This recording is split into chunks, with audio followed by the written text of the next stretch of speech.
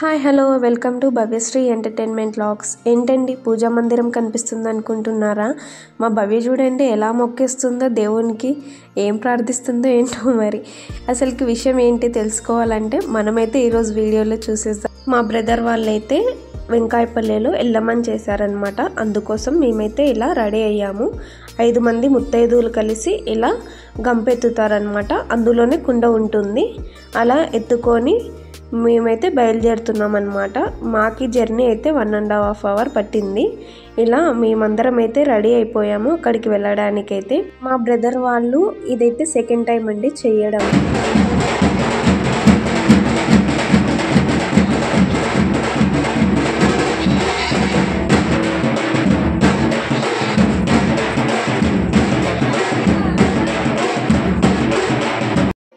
ఇలా వెళ్ళేటప్పుడు బోట్రాయికి అయితే పూజ చేసుకొని వెళ్ళాలి. అందుకోసమని మేమైతే అక్కడికి వెళ్తున్నాం అన్నమాట.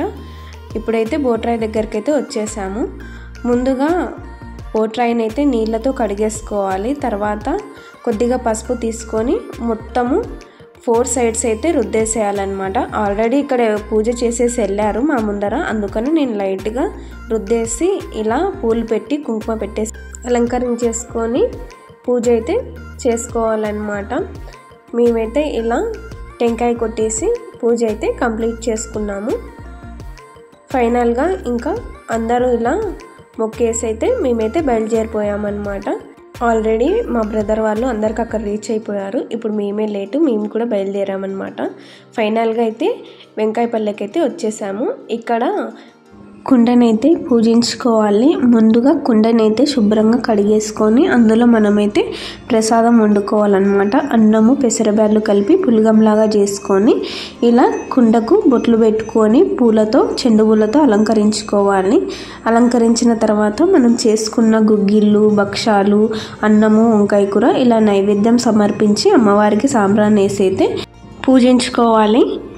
ఇప్పుడైతే మేమందరం గుడికి అయితే బయలుదేరుతున్నామన్నమాట.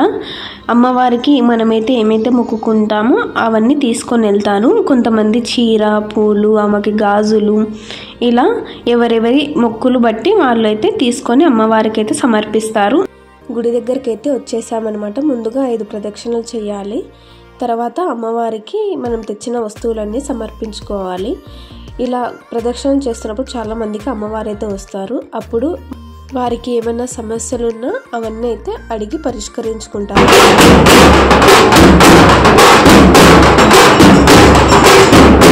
అమ్మవారి దర్శనం దొరకాలంటే చాలా కష్టం అవుతుంది. మనకు మామూలు రోజులు వెళ్ళినప్పుడైతే అమ్మవారిని అయితే మంచిగా దర్శనం చేసుకొని రావచ్చు. మేమైతే మా దర్శనం అయితే ముగించుకొని ఇప్పుడైతే తిరిగి వచ్చేసామన్నమాట. ఇలా దర్శనం అయిపోయిన తర్వాత పొద్దునుంచి ఉపవాసం ఉన్న 5 మంది కూర్చొని ఇలా ఒళ్ళో గుగ్గిళ్ళు పెట్టుకొని వాళ్ళ ఉపవాసం అయితే వదిలేస్తారు. దాని తర్వాత మనము అందరికీ, మిగతా వాళ్ళకి ఇంకా గుగ్గిళ్ళు, భక్షాలు అవన్నీ పంచిపెడతామన్నమాట. ఇలా అందరూ కలిసిమెలిసి ఉన్నప్పుడే కదండి చాలా సరదాగా ఉంటుంది. ఏదైనా ఫంక్షన్ అంటే బంధువులు ఉండాలి ముఖ్యంగా. ఇలా అందరు వచ్చినప్పుడు బాగా మాట్లాడుతూ చూడండి మా బాబాయ్ పిన్ని అయితే ఎంత ప్రేమగా తినిపించుకున్నారో. ఇలా ఫైనల్గా మేమైతే ఇంకా భోజనం చేసేసి మా ఫంక్షన్ అయితే కంప్లీట్ చేసేసామన్నమాట. ఈ వీడియో మీకు నచ్చినట్టయితే లైక్ చేసి, షేర్ చేసి, కమెంట్ చేయండి. సబ్స్క్రైబ్ చేసుకోవడం మాత్రం మర్చిపోకండి. బాయ్.